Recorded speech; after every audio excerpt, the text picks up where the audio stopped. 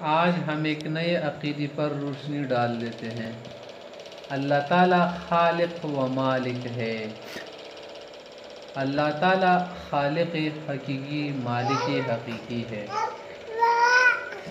خالق کا کیا معنی ہے کہ بہت کچھ اللہ تعالیٰ نے پیدا کیا ہے اور سب کچھ پیدا کیا ہے۔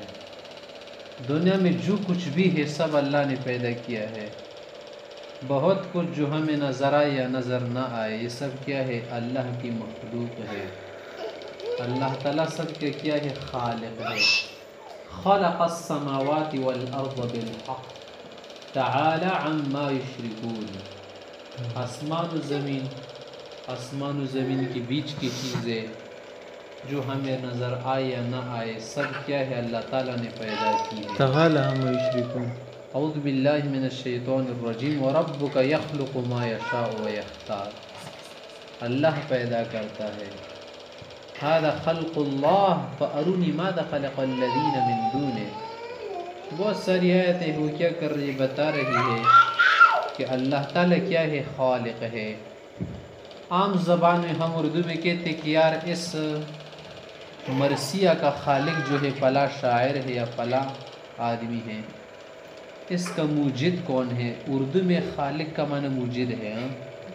عام زبان میں کہتے کہ اس کا خالق کون ہے؟ خالق سے وہ مجازی معنی مراد ہے، اس کا لکھنے والا کون ہے۔ یہاں پر خالق سے حقیقی معنی ہم لے رہے، وہ صرف اللہ تعالیٰ کے ساتھ خاص۔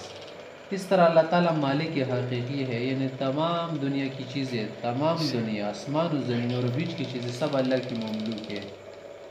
دنیا میں کوئی ایسا نہیں ہے جو سب چیزوں کا کیا ہو؟ مالک ہو۔ سب چیزوں کا مالک صرف اللہ تعالیٰ ہے، باقی سب کیا ہے؟ ممالک ہے، مملوک ہے، غلام ہے۔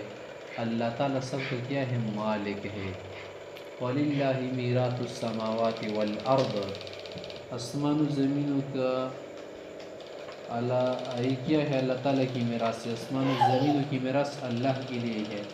لَهُ مَقَالِيدُ السَّمَاوَاتِ وَالْأَرْضِ لِلَّهِ خَزَائِنُ السَّمَاوَاتِ وَالْأَرْضِ۔ سب کیا ہے؟ اللہ کے لیے ہے، سب کا اللہ تعالیٰ مالک ہے۔ ہم اگر کسی چیز کے مالک ہے تو کیا ہے؟ مجازی طور پر ہے، حقیقی نہیں ہے۔ ہم سب کیا ہے؟ مالک کی مجازی ہے، حقیقی مالک نہیں ہے۔